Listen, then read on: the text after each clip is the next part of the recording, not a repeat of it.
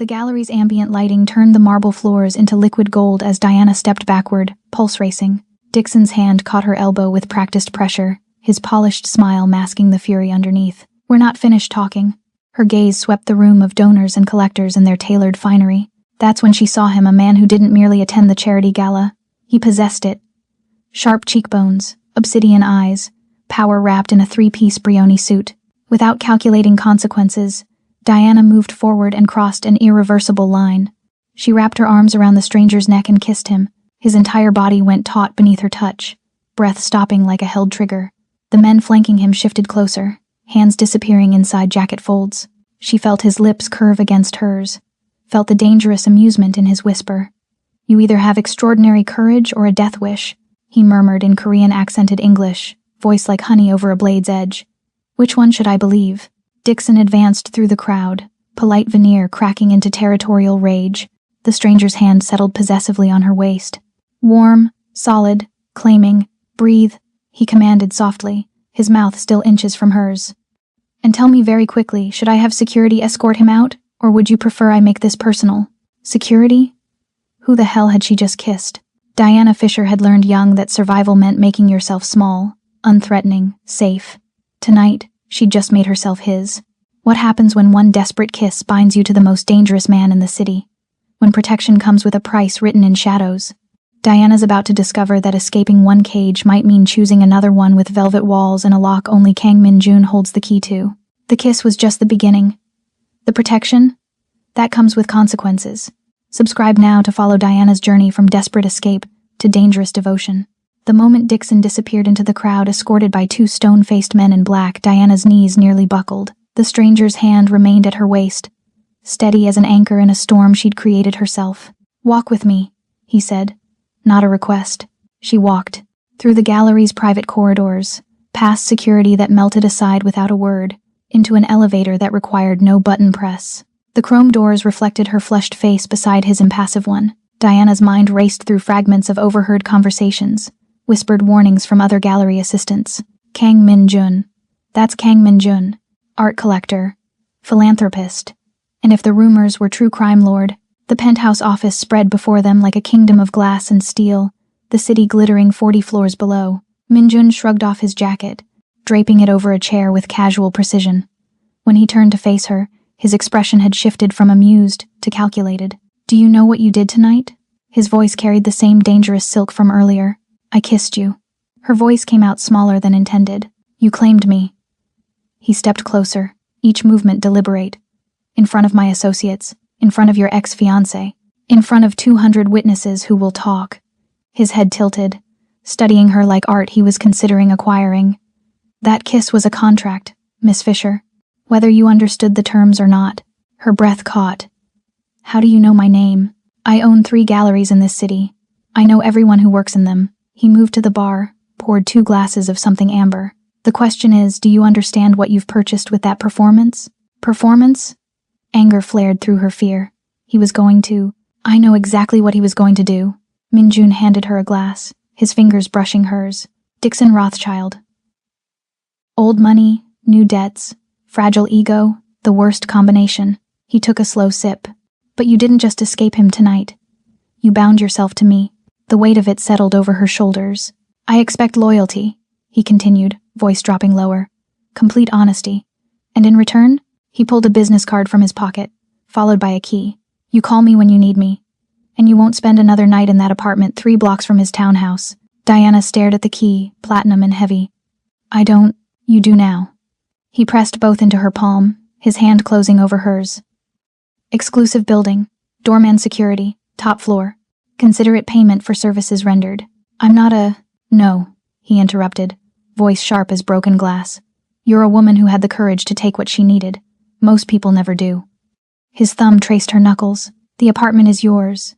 No conditions. My number is yours. One condition." "What condition?" His eyes locked onto hers, obsidian and absolute. "When I call, you answer. When I claim you were mine tonight, you don't contradict me. And when your ex-fiancé tries again, and he will, you call me first." He released her hand. "That's the contract you signed with your lips." Diana Fisher. She should run, should throw the key back at him, should call the police. Instead, She closed her fist around the platinum key and felt something like freedom for the first time in 3 years. "What's the address?" Minjun smiled. Not kindly, but honestly. "I'll have my driver take you there now. Your things will arrive by morning." He turned toward the window, dismissing her with kingly ease. "Welcome to the contract, Miss Fisher. Try not to break the terms." Diana walked to the elevator on trembling legs, the key burning in her palm like a promise, or a chain, maybe both. The email arrived at 9:47 a.m., 3 days after Diana moved into the penthouse apartment with its floor-to-ceiling windows and silence so profound it felt like luxury itself. Subject: concerns regarding Miss Fisher's professional conduct. Her hands shook as she read Director Chen's carefully worded summons. Someone had filed a complaint about her behavior at the charity gala. Inappropriate conduct with a donor. Question judgment. Potential reassignment pending review. She didn't need to guess who. By noon, 2 major collectors had mysteriously withdrawn their consignments from exhibitions Diana had spent months curating. By 2 p.m., she'd overheard junior staff whispering about her involvement with dangerous men. By 4, her assistant had been quietly reassigned. Dixon wasn't coming for her body this time. He was dismantling her career, piece by surgical piece. Diana stood in the gallery's storage room, surrounded by crated paintings worth millions, and felt the walls closing in. She'd escaped his control only to watch him destroy everything she'd built. Her phone felt heavy in her pocket, the number she'd been given, the contract she'd signed with her lips.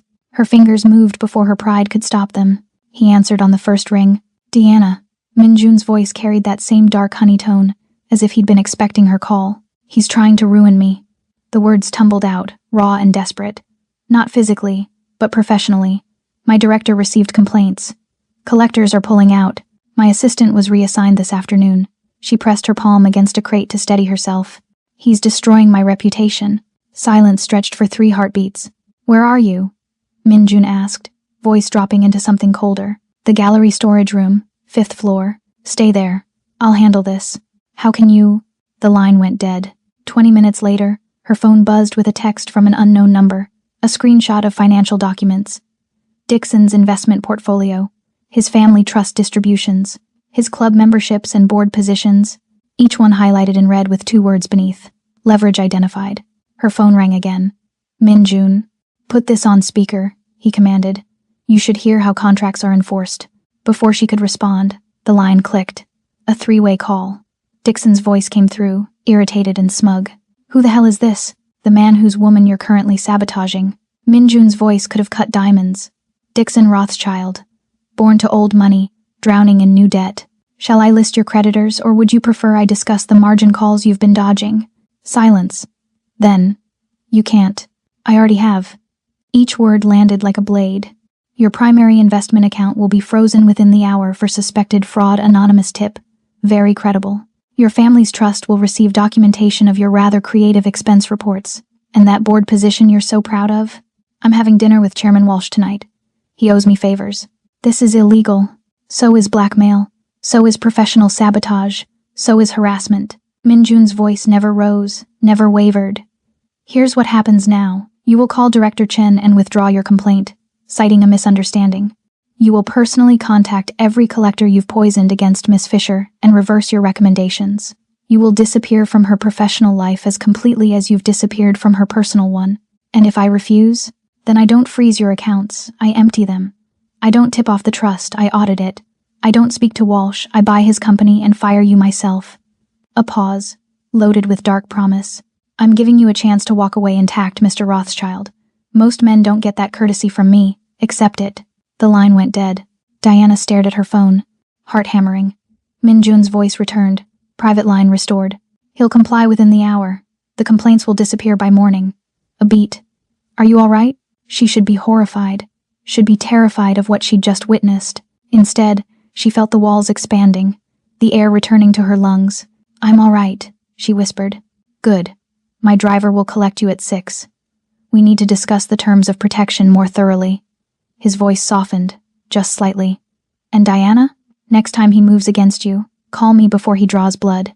That's what the contract means." The line went silent. Diana sank against the crate, Minjun's card still clutched in her hand, and realized she wasn't afraid of him.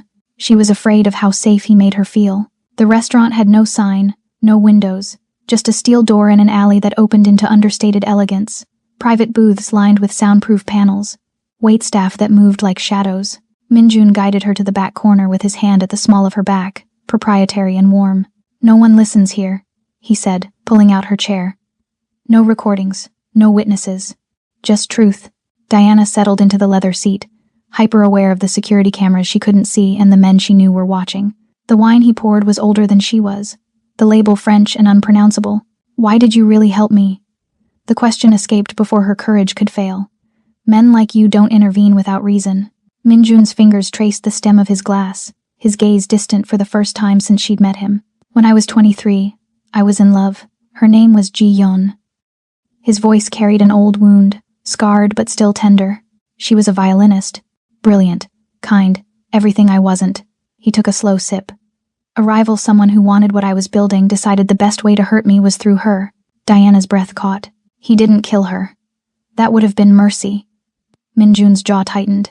He destroyed her hands, crushed every bone, made sure she'd never play again, never create again, made sure I'd see the destruction every time I looked at her. His eyes lifted, meeting hers with brutal honesty. "She left me 6 months later. Said she couldn't bear being the weapon someone used against me." "Minjun, I watched a man use power to control and destroy someone gentle, someone talented, someone who'd done nothing except exist near me." He leaned forward, voice dropping to that dangerous whisper. "I swore I'd never allow it again. Not to my mother when my father's enemies came for her. Not to my sister when men thought they could leverage her for access to me." His hand reached across the table, covering hers. "And not to you when I saw that bastard's grip on your arm." Diana's throat tightened. "You don't even know me. I know the look in your eyes. I've seen it before." His thumb brushed her knuckles. "The same calculation my mother made. The same compromise my sister almost accepted. Safety in exchange for freedom. Survival in exchange for self." The words cracked something open inside her chest. "I was going to marry him," she whispered. "Not because I loved him. Because he was safe. Stable." Her voice broke. "I grew up in a house where the electricity got shut off every winter. Where dinner was whatever didn't spoil. Where my mother worked 3 jobs and still couldn't keep us fed." She pulled her hand back, wrapping both around her wine glass like a lifeline.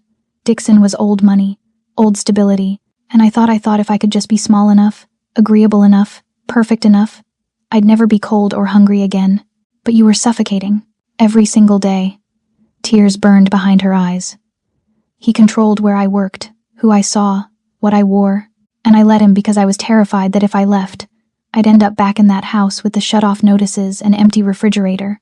She looked up, meeting Minjun's gaze. "That kiss wasn't brave. It was desperate.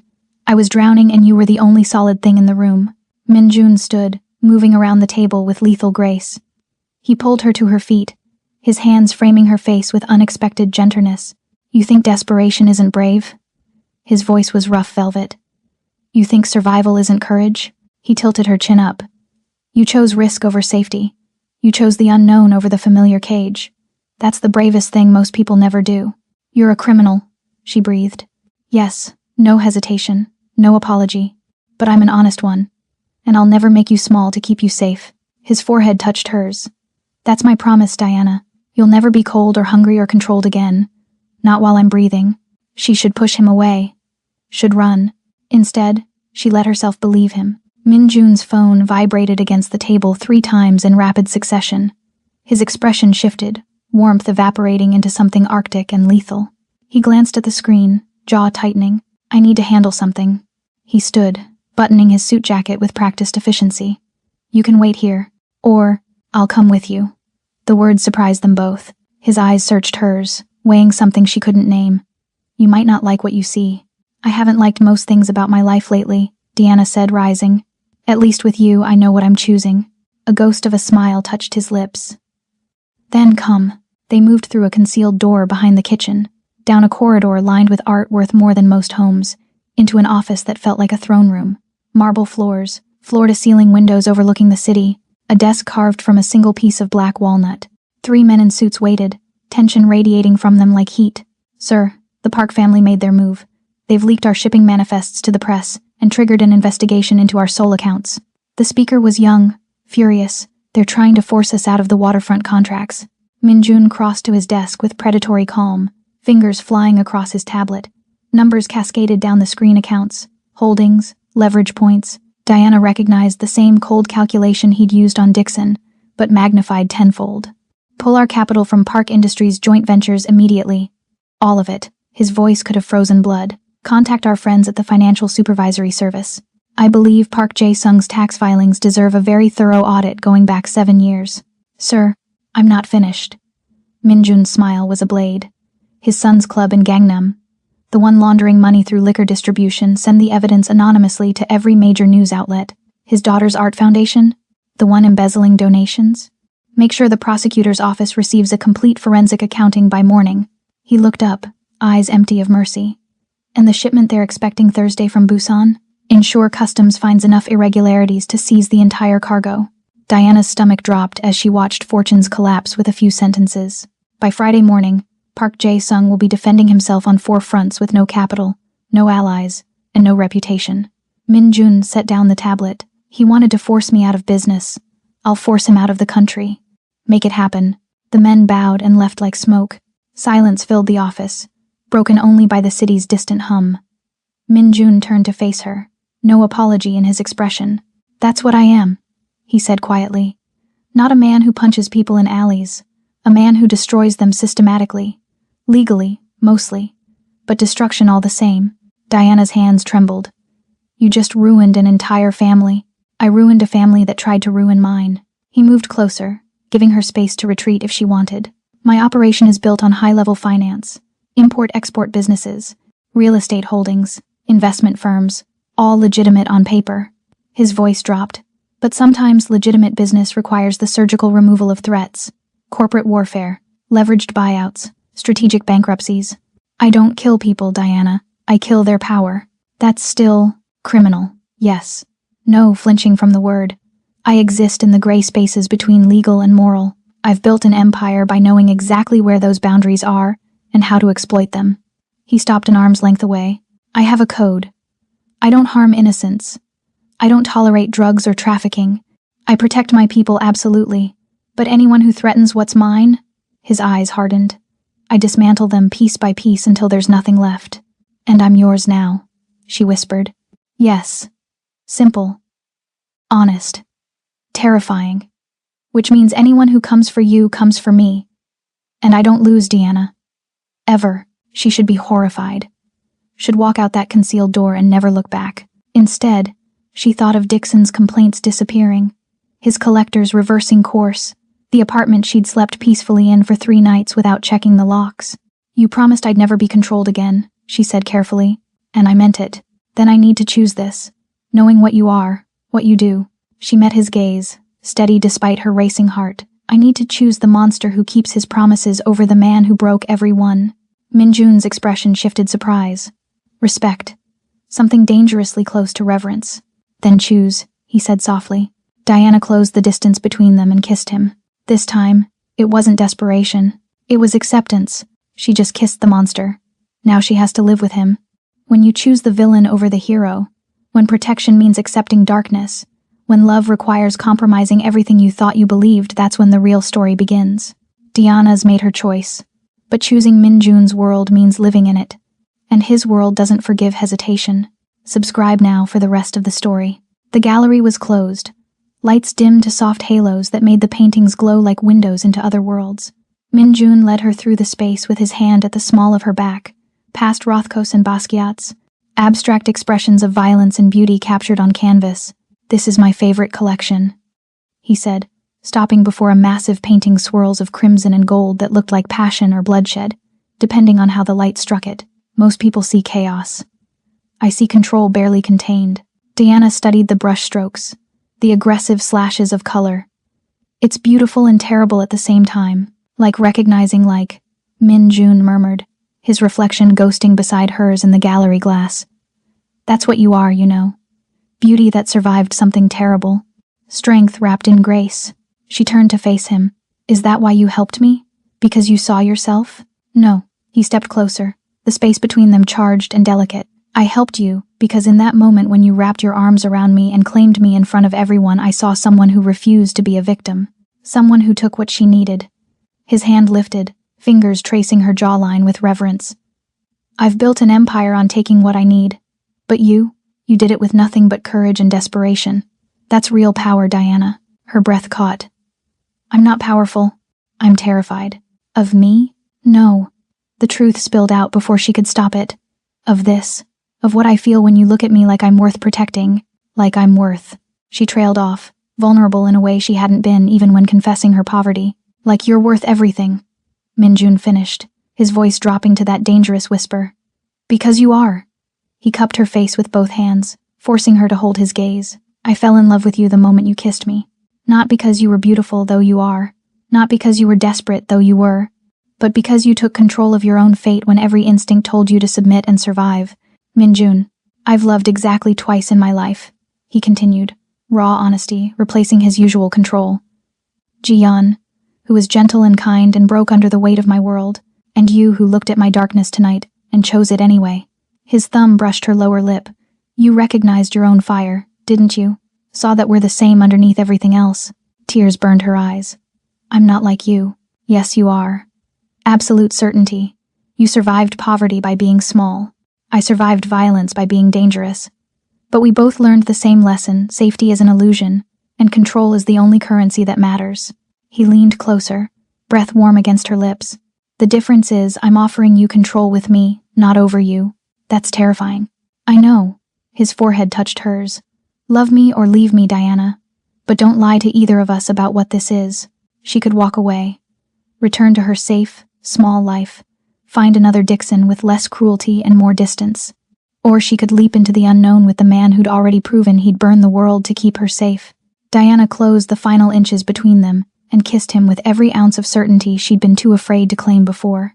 Minjun's arms wrapped around her, pulling her flush against him, the kiss deepening into something that felt like falling and flying simultaneously. Take me home, she whispered against his mouth. My penthouse or your apartment? Ours. The word settled between them, a promise and a surrender. Take me to ours. Minjun swept her into his arms with effortless strength, carrying her through shadows and spotlights, past millions of dollars in art that couldn't capture what was happening between them. His driver materialized without being called. The car ride blurred into heated kisses and whispered confessions. The penthouse doors closed behind them with soft finality. When Minjun laid her on his bed, his eyes held a question and a warning. This isn't temporary, he said, voice rough with restraint. Once I have you, I keep you. That's who I am. Diana pulled him down to her, done with fear and hesitation. Then keep me, she breathed. And let me keep you. The city lights painted them in silver and shadow as they chose each other with hands and mouths and absolute, terrifying devotion. Some leaps required closing your eyes. This one required opening them. Detective Sarah Park waited outside the gallery on a Tuesday morning, her badge catching sunlight like a warning. She was Korean-American, mid-30s, with eyes that had seen too much and forgiven too little. Miss Fisher, 5 minutes of your time. Diana's stomach dropped, but she nodded. They walked to a coffee shop 2 blocks away, neutral territory that felt anything but safe. I'll be direct, Park said, sliding a manila folder across the table. Kang Minjun is the target of a federal investigation. Money laundering through art sales and real estate. Extortion. Racketeering. We've been building a case for 18 months. She tapped the folder. And you're living in an apartment he owns, attending events as his companion, and curating his private collection. Diana's hands trembled around her coffee cup. I'm not involved in... I know you're not. Yet. Park's voice held professional sympathy. But association is enough to destroy your reputation. When we move on him, and we will, everyone connected to Kang Minjun becomes collateral damage. Your career, your credibility, your future in the art world. She leaned forward. I'm offering you a way out. Cooperate with us. Provide information. Testify if needed. In exchange, we protect you. New identity if necessary. Clean break. You want me to betray him? The words tasted like ash. I want you to save yourself from a criminal. Park's expression hardened. He's not a businessman, Miss Fisher. He's a predator in an expensive suit. Diana opened the folder with shaking hands. Financial documents, surveillance photos, transaction records that painted Minjun's empire in stark, damning detail. And at the bottom, a newspaper article dated 3 days ago. Prominent businessman Dixon Rothschild faces federal fraud charges. Her vision blurred as she read. His investment firm collapsed overnight. Clients discovered their funds had been systematically embezzled. The SEC had seized all assets. He was facing 20 years in federal prison. Convenient timing. Park said quietly. Your ex-fiancé destroyed the same week you moved in with Kang Min-jun. We don't believe in coincidences. Diana's hands wouldn't stop shaking. She knew. God help her, she knew exactly what had happened. Think about what I've said. Park stood, leaving a business card on top of the folder. Call me when you're ready to choose your own life over his. The apartment felt different when Deanna returned, like walking into a crime scene she'd been living in all along. Min-jun was in the kitchen, making coffee with domestic ease that seemed absurd given what she now knew. Dixon's been arrested, she said without preamble. Min-jun's movements didn't pause. I know. Did you do it? Her voice came out steadier than she felt. He turned, meeting her gaze with that brutal honesty she'd come to expect. Yes. The embezzlement, the fraud charges, some of it was already there. He's always been sloppy with other people's money. Min-jun crossed to her, no apology in his posture. I simply ensured the right people found the evidence. Ensured the investigation couldn't be buried with his family's connections. Ensured the charges would stick. He's going to prison. For crimes he actually committed. Min-jun's voice was steel wrapped in silk. I didn't frame him, Diana. I just removed the protection his money and name afforded him. Let him face real consequences for real actions. You ruined his entire life. I removed your threat. Permanently. He cupped her face, forcing her to hold his gaze. As long as Dixon Rothschild had money and freedom, he would have come for you eventually. Men like him don't accept rejection. They plot and wait and strike when you feel safe. His thumb traced her cheekbone. Now he can't. Now you're free. Truly free. Detective Park was waiting for me this morning. The words spilled out. She knows everything. About you. About us. She wants me to cooperate with their investigation. Min-jun's expression didn't change, but something lethal flickered behind his eyes. And what did you tell her? Nothing. Diana's voice broke. I told her nothing because I don't know what to tell her. I don't know who I am anymore. He pulled her against his chest, one hand cradling her head. You're the woman who chose courage over safety, who chose truth over comfort. His lips brushed her temple, and now you have to choose again. Your conscience or your heart, the law or your life with me. Diana closed her eyes, breathing in his scent, expensive cologne and danger and home. She'd already made her choice the night she kissed him. Everything since had just been falling. Detective Park called 3 days later, her voice tight with urgency. We need to meet. Now. The coffee shop was different this time.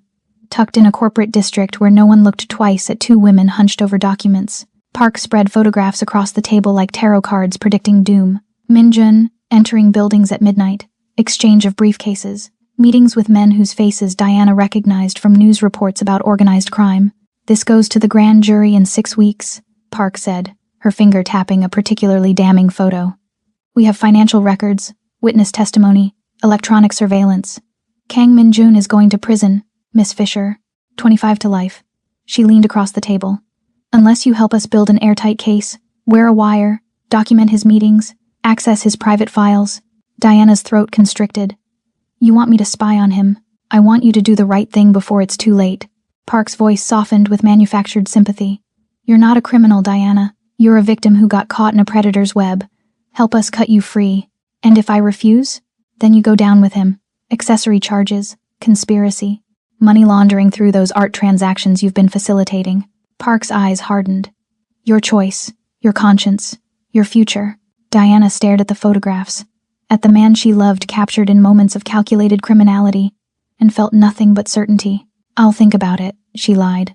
That evening, Min-jun was waiting in his office, scotch poured and documents spread across the mahogany desk. He looked up when she entered, reading her expression with unnerving accuracy.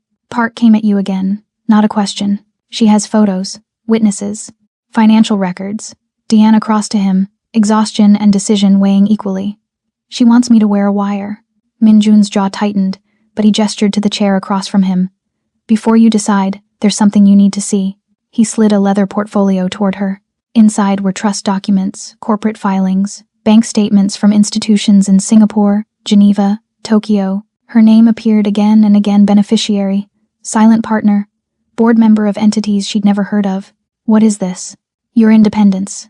He stood, moving around the desk to crouch beside her chair. 3 months ago, I began transferring legitimate assets into your name. Art galleries in Paris and New York, a venture capital firm in Seoul, commercial real estate in London. His hand covered hers on the documents. Every entity is clean, fully audited, completely legal, worth approximately $47 million. The number stole her breath. You did this without telling me? I did this because loving someone means ensuring they never have to choose security over freedom again. His voice was raw silk and absolute conviction. If I go to prison tomorrow, you're financially independent. If you walk away tonight, you're financially independent. If you testify against me, his voice didn't waver. You're still financially independent. Tears burned her eyes. You gave me a way out. I gave you a choice that's actually yours. He lifted her hand to his lips. Detective Park offers you freedom from me. I'm offering you freedom regardless of me. The difference is, I trust you to choose what you really want, not what fear demands. Diana looked at the documents, at the life he'd built for her in secret, at the man who'd weaponized his power to protect rather than control her. Detective Park's card sat heavy in her pocket, a lifeline to her old self, to moral certainty, to the woman who believed in simple definitions of right and wrong. But that woman had been suffocating, controlled, small. This woman was free. Diana pulled her phone from her pocket, opened her contacts, and found Detective Park's number. Minjun watched without speaking, his expression unreadable as she hovered over the delete button. One choice, one moment, one irreversible commitment. She pressed delete. I choose this, she whispered, turning to face him fully. I choose you. I choose us. I choose the woman I am with you, not the woman the world thinks I should be. Minjun's control shattered. He pulled her into his arms with desperate reverence, his forehead pressed against hers. You're sure? Once you burn this bridge— I'm not burning a bridge, Diana interrupted, fierce certainty flooding her voice. I'm choosing which side of the river I want to live on. And it's here, with you, in the darkness that feels more honest than any light I've ever known. He kissed her like a man granted reprieve from execution, like she was oxygen and salvation and home. When they finally broke apart, he cupped her face with both hands. No matter what happens, he promised, you'll never be powerless again. Diana believed him. More terrifying, she believed herself. 6 months transformed everything. Diana stood in the Christie's auction house, catalog in hand, bidding on behalf of Minjun's expanding corporate collection. The Basquiat went for $12 million. She didn't flinch. Around her, collectors and curators whispered her name with respect, not scandal. Fisher had an eye. Fisher had taste. Fisher had power. The woman who'd been cornered by the caviar station felt like a ghost from someone else's life. Minjun had been methodical in his transition, shedding the gray area operations like a snake discarding old skin. The import-export businesses with questionable manifests sold to competitors. The waterfront contracts with ties to organized labor quietly divested. What remained was pristine.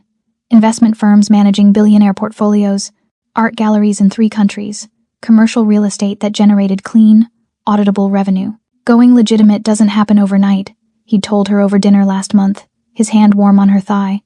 But it happens. For you, it happens. She'd kissed him, tasting promise and transformation. Now, as the auctioneer's gavel fell on a Rothko that would hang in Minjun's sole office, Diana felt the weight of eyes on her back. She turned, already knowing who she'd find. Detective Park stood near the exit, older somehow, exhaustion carved into the lines around her eyes. She didn't approach during the auction, waiting instead until Diana stepped outside for air, the Manhattan evening crisp and alive around them. Miss Fisher. Park's voice held no warmth. Or should I say Mrs. Kang? I heard congratulations are in order. Diana's left hand instinctively touched the engagement ring, a flawless diamond set in platinum, understated and devastating. We haven't married yet, but you will. Park moved closer, her badge no longer visible but her authority unchanged. I wanted to see for myself, the woman who chose a criminal over her conscience, over justice. You wanted to see if I regret it. Diana met her gaze without flinching. I don't. He destroyed a man's life, multiple men's lives. He destroyed men who abused their power. Diana's voice was steel wrapped in silk, an echo of the man who taught her strength could be quiet. Dixon Rothschild embezzled millions from people who trusted him. The Park family laundered money and trafficked weapons. Minjun didn't create their crimes, he just ensured they faced consequences. That's not how justice works. Your justice wanted me to stay small and afraid, Diana said, each word measured.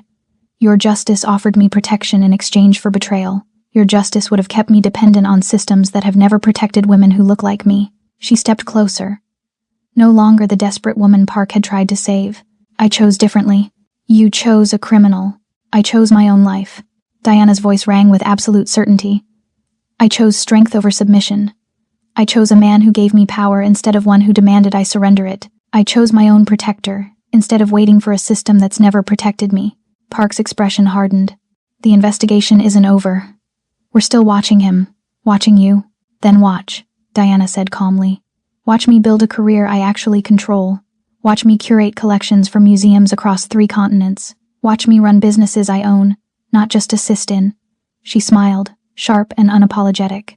Watch me thrive in the life I chose, detective. Because I'm not your victim, and I never was. You're complicit. I'm free. Deanna turned toward the waiting car where Minjun stood, his eyes on her with the same intensity from that first kiss. There's a difference. She walked away from Detective Park for the last time, her heels clicking against pavement, her spine straight, her conscience clear in ways that had nothing to do with the law and everything to do with truth. Minjun opened the car door, his hand finding hers immediately. Park? She wanted to see if I'd changed my mind. And have you? Diana looked at him, the man who'd given her wealth, power, protection, and most importantly, choice. The criminal who'd been more honest than any lawful man she'd known. The beast who'd recognized her beauty when she'd forgotten it existed. Not even slightly, she whispered. He pulled her into the car, into his arms, into the life they were building together from shadows and silk and absolute terrifying devotion. Detective Park watched the car disappear into Manhattan traffic, her case files gathering dust, her conviction unwavering but irrelevant. Some women chose safety. Diana Fisher had chosen power, and that made all the difference. The gallery looked different, empty, its marble floors reflecting ambient light, like liquid gold, exactly as they had the night Diana's life fractured and reformed around a single, desperate kiss. Minjun had rented the entire space for the evening. Every painting she'd walked past that night returned to their exact positions. The caviar station even stood in the corner, a ghost of the moment she'd been cornered, terrified, and recklessly brave. You recreated it, she whispered, turning slowly in the center of the room. I wanted you to remember. Minjun stood where he'd stood 18 months ago, devastating in a 3-piece suit, his eyes holding that same dangerous promise. Remember the woman who wrapped her arms around a stranger and claimed him in front of everyone who mattered? Diana moved toward him, her heels echoing in the silence. I remember being desperate. I remember you being magnificent. He caught her hand, pulling her close. You looked at me, a man you didn't know. A man with a reputation that should have terrified you, and decided I was safer than the monster you knew. His thumb traced her knuckles. That night, you taught me something I'd forgotten. What? That courage isn't the absence of fear. It's choosing action despite it. He reached into his jacket, withdrawing a small velvet box. You've spent 18 months proving that lesson over and over. Building your gallery, defending your choices, becoming exactly who you were always meant to be. Diana's breath caught as he opened the box. The ring was extraordinary, an Art Deco sapphire surrounded by diamonds, the setting custom designed to echo the curves of a Klimt painting they'd purchased together. Dark and light, beauty and danger, perfectly balanced. This stone is from a 1,920 brooch, Minjun said softly. The era when women first started claiming their own power, their own independence, their own destinies. He dropped to one knee, his hand steady, his eyes absolute. Marry me, Diana Fisher. Not because I saved you, not because you owe me anything, but because we chose each other in the darkness and built something that can stand in the light. Tears blurred her vision. Yes, God, yes. He slid the ring onto her finger, then rose and kissed her with the same consuming intensity from that first night, possession and devotion and promise wrapped into one perfect moment. 3 years later, Deanna stood in her own gallery, Fisher Contemporary, a pristine space in Chelsea funded entirely by the trusts Minjun had established. The walls held emerging artists she'd discovered, invested in, championed. Her name appeared in Art Forum and The New Yorker, always accompanied by words like visionary and fearless. Minjun waited by the window, his reflection ghosting beside a Rothko that reminded her of blood and gold and transformation. His empire was spotless now, investment firms managing billions, art collections spanning continents, real estate holdings that generated wealth without shadows. Thinking about that night? He asked, sensing her mood. Always. Diana moved to his side, their wedding bands catching light. I kissed a stranger to escape a cage, and somehow found myself free. You freed yourself. He turned her to face him. I just made sure you had the resources to stay that way. She thought about the terrified woman who'd stood by that caviar station, calculating risks and finding courage in desperation, thought about Detective Park's warnings and Dixon's rage and every voice that had told her to choose safety over strength. That kiss was the most courageous thing I've ever done, she said quietly. Not because I chose you, but because I chose to act, to take control of my own fate, instead of waiting for someone else to save me. And look what you built with that courage. Minjun's hand settled at her waist, familiar and claiming. Your gallery, your reputation, your power. Our power, she corrected, leaning into him. I chose the monster who kept his promises, and he chose the woman brave enough to kiss him. Through the window, Manhattan glittered like scattered diamonds, a city of endless possibility, endless danger, endless choice. Somewhere out there, women were still making calculations about safety versus freedom, submission versus strength. Diana hoped they'd find their own monsters, the honest ones, the dangerous ones who gave power instead of demanding surrender. She'd found hers by a caviar station, claimed him with her lips, and built an empire from the ashes of who she used to be. Some love stories began with flowers and poetry. Theirs began with desperation and ended with devotion, and that made all the difference. The penthouse had evolved with them, no longer just Minjun's fortress but their sanctuary. Art from Diana's gallery lined the walls alongside pieces from his original collection. Her books on modern curation sat beside his financial journals.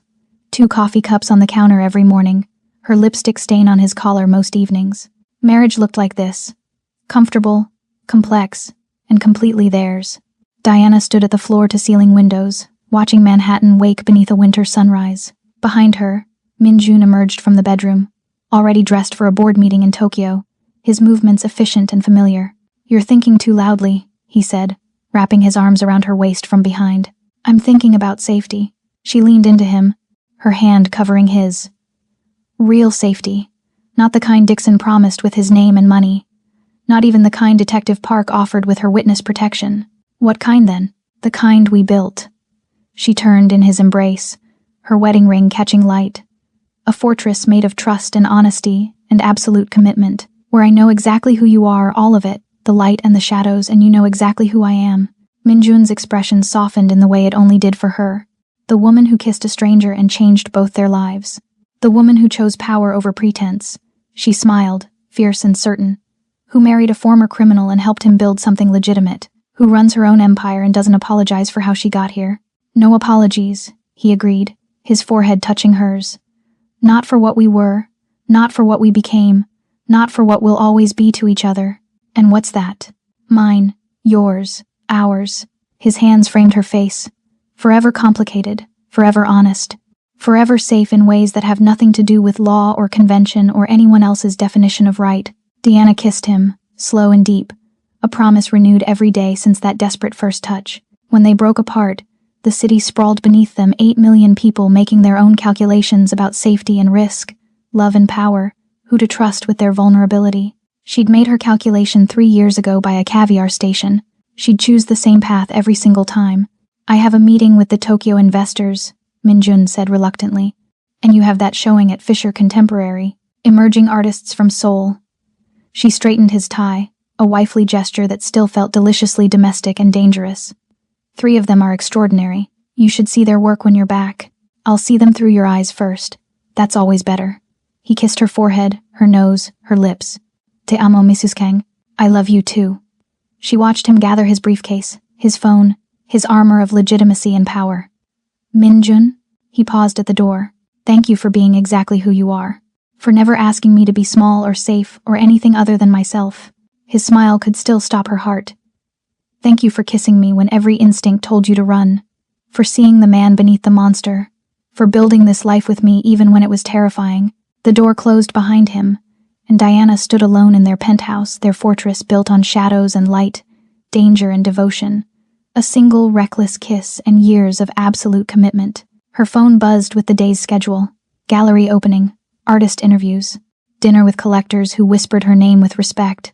Once upon a time, she'd been small and controlled and suffocating. Now she was powerful and free and completely dangerously happy. That kiss had been the beginning. This standing in their home, running her empire, loving the man who'd given her wings instead of cages, this was forever. And forever looked exactly right. Some stories end with happily ever after.